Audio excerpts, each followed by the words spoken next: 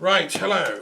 It's Dr. Daffern here for my weekly Sunday broadcast, A Philosopher's View on the World. And I'm going to start with a song. This is my little bardic summing up of the week.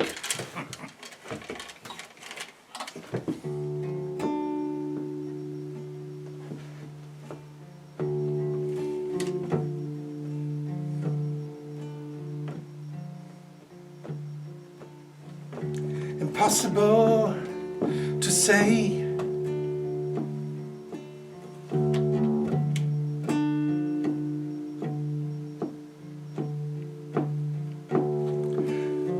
It's been a long,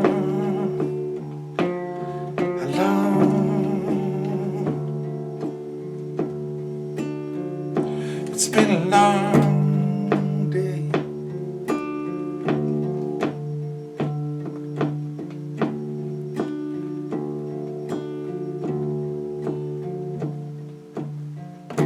It's impossible to know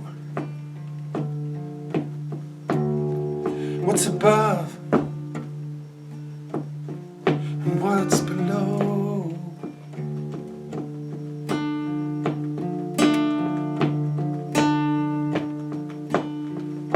But I'm gone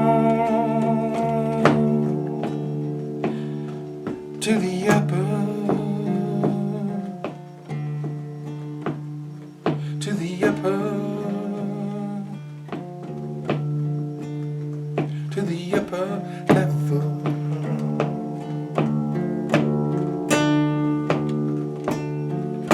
I got a heart so sweet,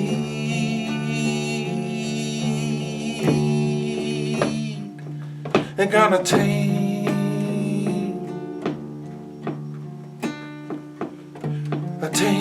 the beast.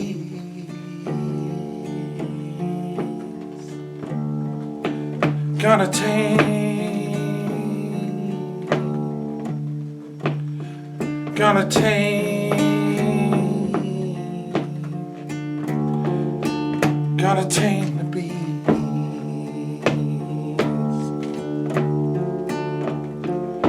I ain't gonna look back no more.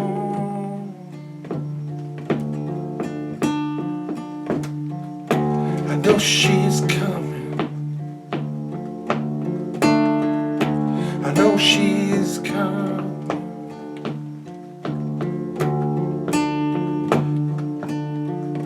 I'm gonna get you out of the dark into the light.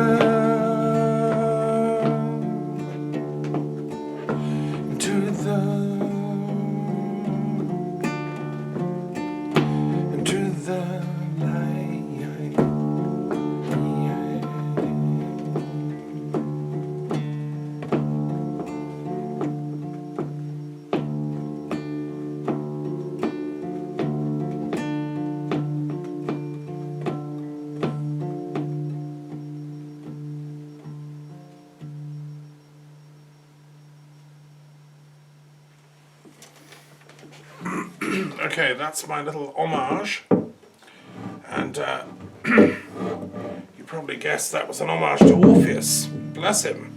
I wrote one of my first ever poems inspired by Orpheus when I was about 15, and maybe I'll read that sometime.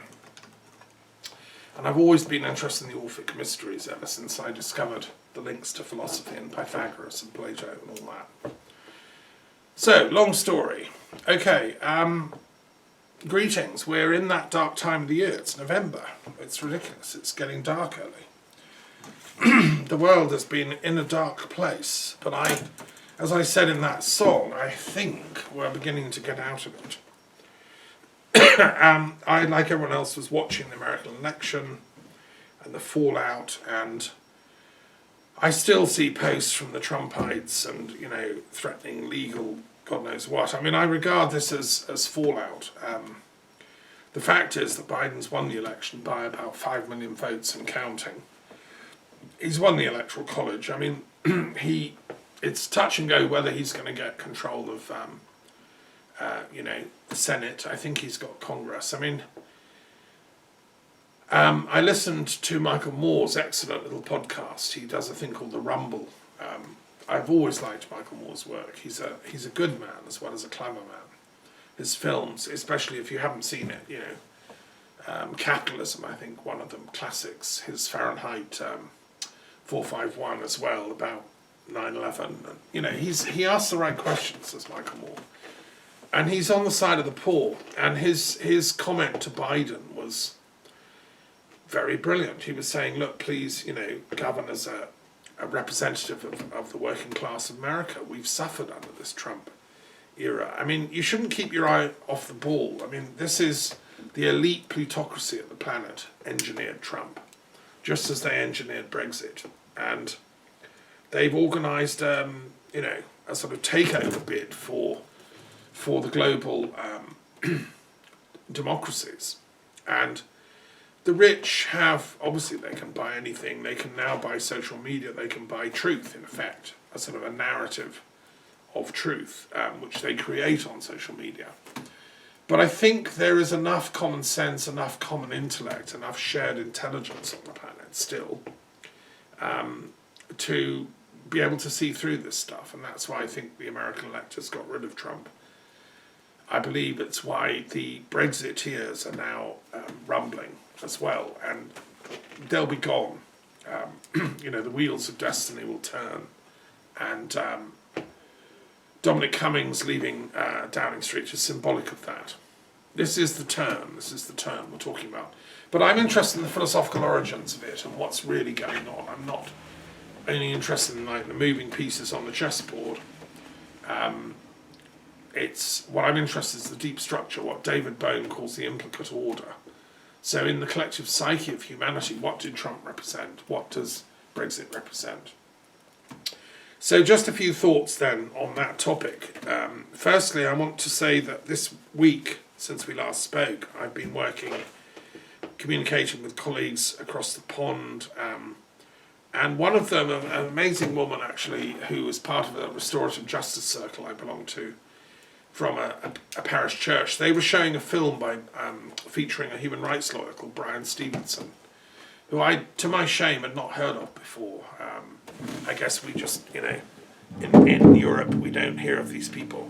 He's an amazing, highly educated, highly articulate black human rights activist who's worked for many years. He did his law degree at Harvard, and he is the grandson of a woman that was brought up in slavery.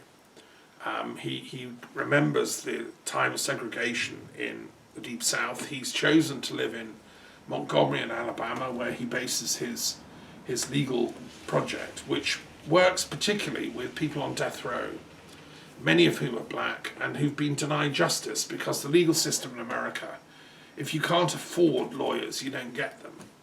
I don't know, they don't seem to have anything like legal aid.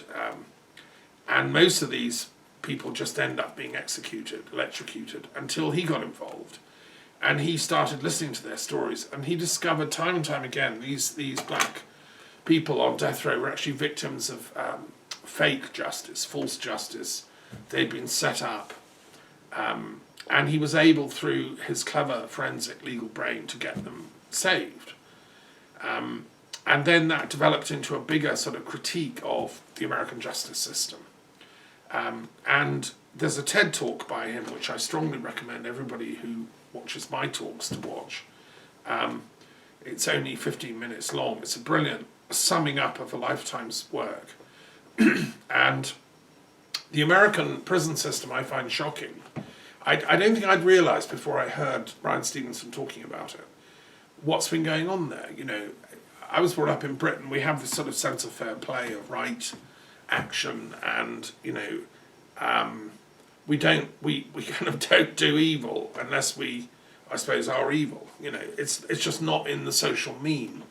Up until Brexit is the shock when evil has tried to colonize my land, but I'm fighting it off with my weekly fasts. I think I'm going to win, but it's touch and go.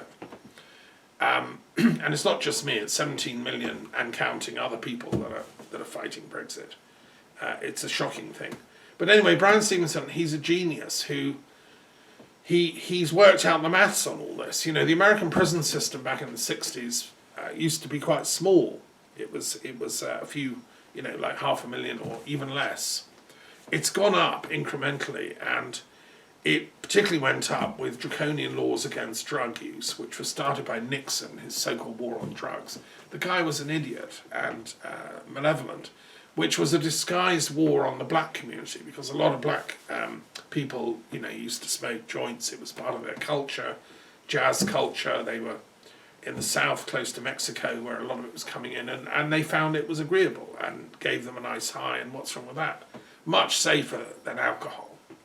But the alcohol culture that Nixon represented and white America represented saw this reefer madness as a threat to its cultural hegemony and therefore declared war on drugs. The result was, now, fast forward, there's nearly 3 million people in American prisons. It's 5% of the world's population. It's got 25% of the world's prison population. They're incarcerating themselves. Now, why are they doing this? Well, it's a business, because a lot of these prisons have been privatized. It's now, they have a corporate interest in privatizing these prisons. They make the prisoners do work for corporations. And so it's slave labor. So it's really ironic. When I was a young man starting out on my search for universal justice and read Solzhenitsyn, and I read about the Gulag, and I thought, how horrible these Russian communists are. They're evil. Look at the Gulag. And yet now it's America doing it. This is America's Gulag system. And you can go to prison for like really minor offences, a few joints in your pocket. And you get then, in 10 states in the South, you then lose your right to vote for the rest of your entire life. Like, what? But yes, because these states can all bring in that kind of legislation, they do. And of course, it disenfranchises the black voting population, because a lot of them refuse to give up their one little solaces, and so they end up in jail and lost their vote for life.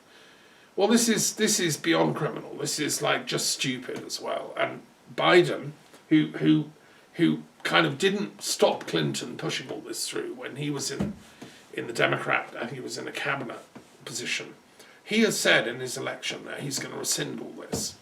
It's one of the big jobs Biden has on his entry desk the minute he gets into the White House. And I think Bryan Stephenson should be called in to help with this. He's a very clever man. He's even Attorney General caliber, in my opinion. He knows the law. That would be an amazing signal to the American people that this is a serious change, guys. I like Bryan Stephenson because he's also a man of faith. He's a Christian with a very deep understanding of spirituality and politics and ethics and law. I remember when I was travelling around the States, training as a mediator back in 1992, I met people that were working on the collected works of Martin Luther King, and I hadn't realised up till chatting on the train to this guy, actually how deep a scholar Martin Luther King was. He was a serious scholar at Boston University, did a PhD, and he had a deep interest in Gandhian studies, like me, and he was also interested in esoteric Christianity. He'd taken Christianity right back to source. He was looking at the Gnostic traditions, and he'd realised that initially Christianity was a non-violence movement, and he saw that Gandhi had revived that, and that the Indians had always had a non-violence tradition. So that's what inspired Martin Luther King. Now, this guy, Bryan Stephenson, lives in Montgomery, where King was working, met, Rosa Parks and other people that were part of the King story. He met them personally, and listened to his TED Talk. It is amazing. And I really love that man and his work. Salute him. And now, the other thing that he says is that, and this is kind of important, is that, you see, the white supremacist movement didn't just come out of nowhere. It didn't just sort of suddenly appear with Trump. It wasn't a product of Cambridge Analytica. They simply manipulated and engineered like sluice gates to let it flow. No, and he traces it right back to slavery. What Stephenson says in his analysis, and I'm kind of quoting from him, after his years of study, I think he's a professor of law at Harvard now, as well as an activist. He says that in order to do slavery, the white Christians of North America and Britain had to invent in their heads some kind of justification for it. Because as I said, the British, we don't like to be evil, we don't like to be bad. It's kind of important that we think of ourselves as good. And even these Tories that were running slave ships around the empire and taking black people from Africa and shipping them to America, for nearly 200 years, it was a British colony. They had to invent something in their heads to justify it. So what they invented was, well, the blacks are demons, they're fallen, they're evil creatures, they're pagans, they're primal people. They're heathen, We, the whites, are proper civilized Christian types, and therefore we have a right from God to go around the planet colonizing and running slave trades, because actually we're helping them. We're taking them from primitive condition in Africa, taking them to America, giving them a hut. They can work all day in the cotton fields, and actually they can thank us because we're civilizing them. Mm-hmm. So that was the justification for white enslavement of blacks, and these theologians who backed it invented all kinds of pseudo-theological reasons. That humanity obviously was divided into the good and the bad. The white Christians were the good, the blacks were bad, the Muslims were bad.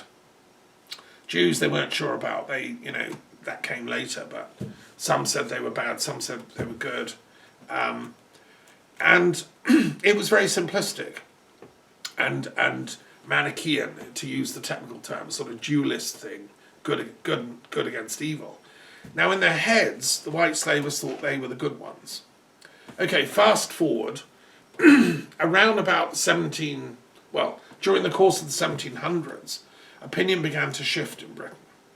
People had, heard of the Enlightenment. I mean, Newton had come.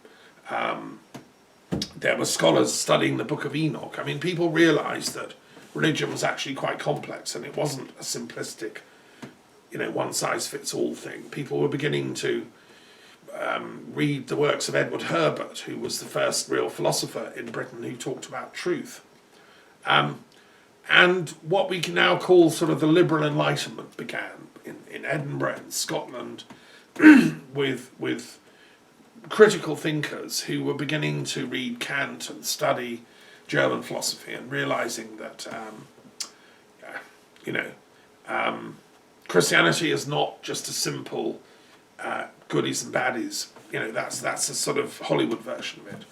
It's much more complex. And so you had people of the profundity of Leibniz, who was both a Catholic and a Protestant, and a mathematician studying Chinese philosophy, inventing binary maths at the root of the computer system, and having some really complex studies of the Kabbalah through Dutch sources, studying Spinoza. These people were looking for truth, which they began to find scientifically. And Spinoza wrote his great treatise on politics and democracy and freedom, and his treatise on ethics and so on. Now, the question was, what would happen to slavery? Well, it gradually began to dawn on people that slavery is not compatible with the Enlightenment. Kant said, no, slavery is wrong. He said, well, historically people seem to do it, but it is ethically wrong. It doesn't fit the categorical imperative. Enlightened thought in Europe shifted, and in Britain.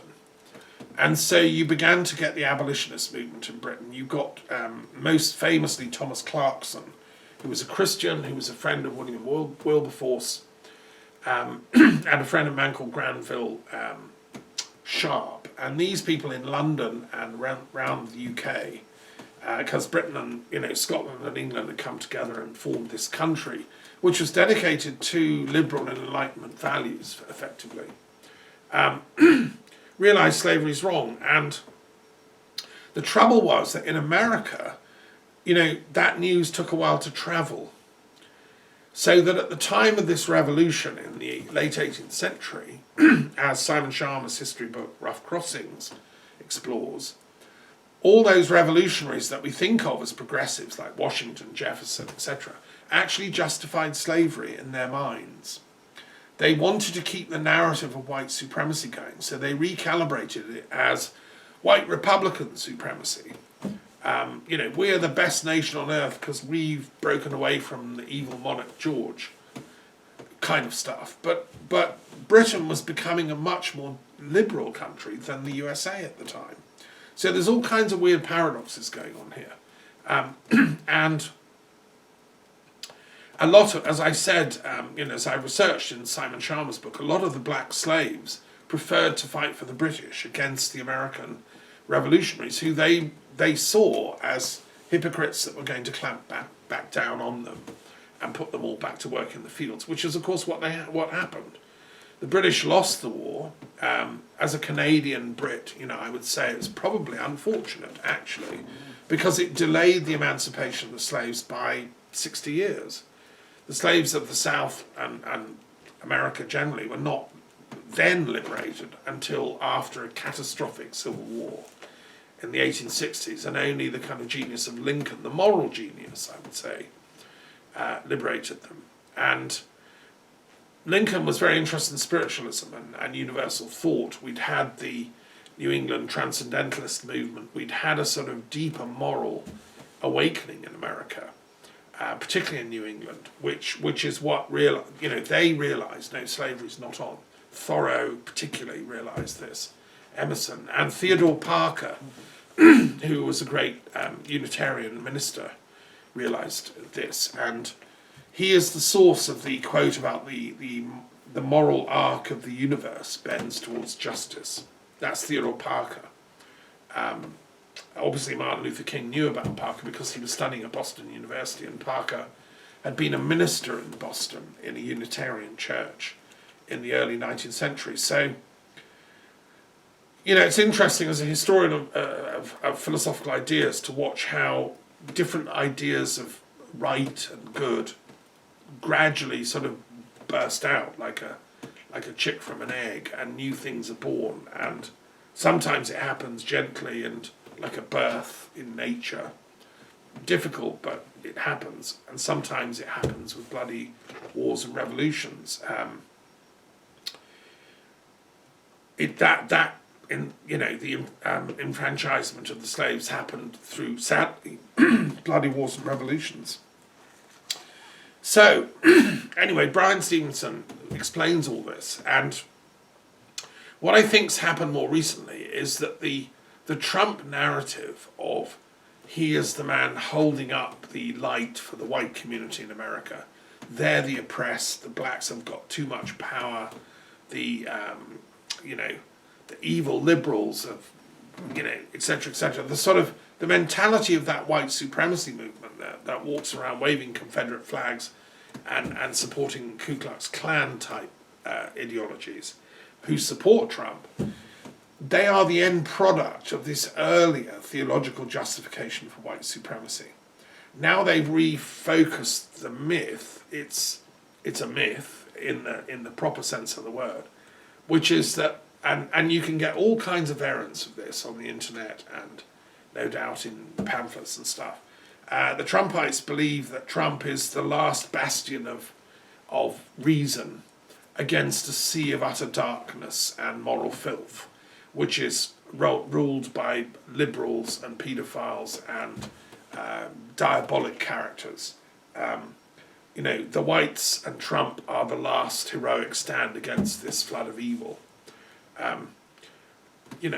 Blimey. I mean, that is like a Gnostic inversion of fact, but it's a psychological truth for them. And variants of it even go as far as to say they weave into this a sort of UFO cult. So the Gnostic heroes around Trump, the white elites, are the only ones in touch with supreme intergalactic command center, and they're fighting off the evil ones in a huge battle from which Trump is going to emerge victorious. And the evil ones are anyone that's slightly dark, actually, like the blacks, the Iranians, the Palestinians, etc., etc. Well, I think if you listen to Bryan Stephenson's work, he is quite good at exposing this. It's like the intellectual genius of Martin Luther King lives on, and that's that's what we need. Just don't get assassinated, Brian. Okay, so Biden, I think, is going to come into power, God willing. I know there are shocking manoeuvres going on and people being sacked in the Pentagon and the White House. I think there are enough constitutional checks and balances in the way of Trump going mad and sort of launching nuclear missiles on Iran. I think that he's not that mad. He can't be. And if there's any sign of that happening, the people around him, the kind of constitutionally appointed taskmasters, have to call him out. And if necessary, he has to be hauled off to a psychiatric camp, it's dangerous times we're living in until January the 20th when he goes and leaves the White House. I've never known someone with such a low moral compass having access to so much power. Although, of course, it does happen. There was Stalin, there was Hitler. These were evil people that had access to power. I don't think Trump is that evil. I think he's just lost. I don't think he wants to go down in history as the man who destroyed the world. I hope not, fingers crossed. Okay, so let's just fast forward now. So he realises, the penny drops, that he has lost the election. And his attempts to litigate and all that just fizzle out and come to nothing. They're all fake, as far as I can tell. Absolutely, utterly fake.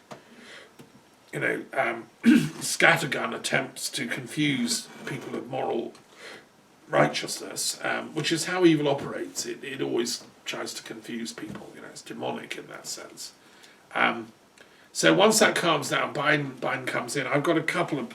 This is my Michael Moore moment. I want to suggest two things. One is he grants a pardon to Assange. Now, I know he said he's going to do lots of good things, like go back into the Paris Treaty, and I hope he rejoins the WHO. I think he will. But I just don't want him to forget poor old Assange, who's mouldering away in the British injustice system, which is now trying to be transformed into an American copycat type thing. And it's utterly and utterly shocking. There seems to be a judge in charge of that case who is in the pay of, or in the hand in glove with, the factions around Boris Johnson's hegemony that are in touch with Trump. It is a takeover bid for the British justice system, which is so laughable that it needs to be exposed. And we have a legal system that I hope is robust enough. I think Dominic Cummings should be put on trial now he's left for contempt of Parliament, and Parliament should recall him to give evidence as to why he cheated during the Brexit referendum. He's lost any credibility as a person, as far as I'm concerned. He cheated in that campaign, and then he had the gall to try and do Brexit like some sort of mafia boss. I think Boris Johnson's wife, or girlfriend, has got a few moral cells left in her body that, as a young mum, she's realised the horror of Brexit and the horror of the lies that were told to the British people. She is an environmentalist, after all. She worked for charities trying to clean up the oceans, get rid of all the plastic. Well, you can't clean up nature if you don't clean up human nature. You can't leave moral corruption in Westminster or in Downing Street and then try and sort of clean up the oceans, because that's just the icing on the cake. We humans, it says know thyself at Delphi. We have a duty to clean up our own moral situation. Then we can clean up nature. Because it's our own corruption that has caused the environmental pollutions and so on. So anyway, that is... so I think freeing Assange, pardoning him, is essential. Also Snowden, who's mouldering away in Russia still. Again, Snowden was a very moral whistleblower who, like Assange, they were trying to point to the illegality of the American system in its bid for world power. Assange exposed the cruelties of the Iraq War and Middle East policy, and Snowden, revealed the extent of the snooping on American citizens and all over the world. It's like saturated listening into everything. So I think they both need a pardon. And all Snowden wants, actually, I heard in a very recent interview with him, he just wants to be able to go back and face trial and be able to make a defence to the jury in detail. Apparently the Espionage Act of 1917 in America means you can't actually defend yourself before a jury. Cases heard in secret without a jury. And, of course, they can decide what they want. Snowden just wants to explain what he did and why he did to an ordinary jury of his American peers. He believes that the facts are such that he will be vindicated. I'm sure he would be, actually. And I think, look, don't even bother with that. Fast forward, go to the pardon, please. He's a good man, is Snowden. And of course, so anyway, those are just a little aside. The most important thing Biden could do is pass a new bill that all people in Congress, in the House and the Senate, should have to tell the truth. That's the single most effective way of transforming American politics. They're not allowed to lie. And if they're found to lie, they immediately lose office. It's called the Truth Bill, the Truth Oath.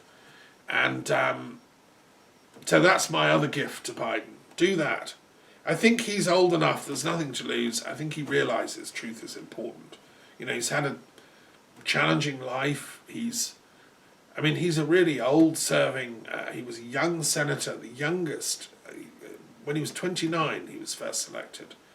And he then worked, he lost his wife and at least one of his children in a terrible car accident. And then he fortunately married again his current wife, Jill, who's a highly educated woman with a PhD in education.